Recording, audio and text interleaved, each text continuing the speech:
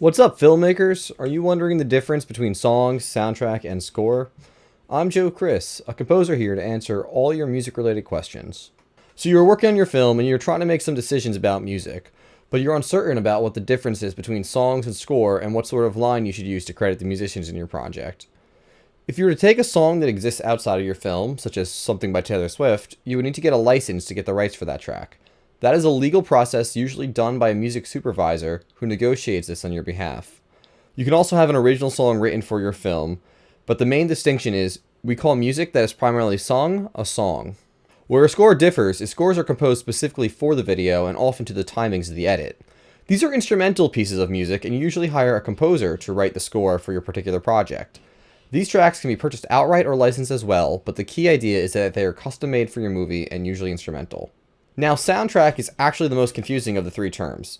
Soundtrack can refer to all of the sounds in a film, dating back to when sound was physically embedded on the film strip, hence the soundtrack, or it can refer to the collection, or at least a majority of, the music. Both the songs and the score typically released together as a soundtrack album. So here's a small quiz.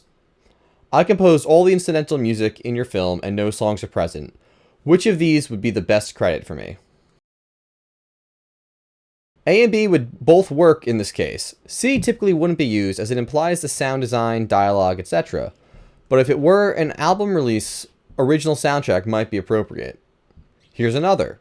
We have the exact same film with all of my music in it, but this time we have a song over the main titles and a song playing on the radio in the background of a driving scene. In this case, music by would not be the best credit as it is not specific enough.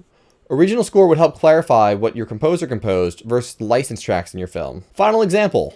The musical Nightmare Before Christmas features both songs and scores composed by Danny Elfman. Which would be the best credit? This film actually has a music and lyrics by credit for Danny, as he was a composer and songwriter for this film and all the songs were written for this movie rather than licensed separately. Crediting people properly for their work is important, so understanding the right terminology is essential. It's also good for communicating not just with your composer, but with your producers, directors, or anyone else who might have a say on what is on the soundtrack. If you have any questions for me as a composer or music in media, please reach out. I am hoping to turn this into a series for filmmakers to learn about music in the movies. In the meantime, you can join my newsletter link below and subscribe to stay up to date.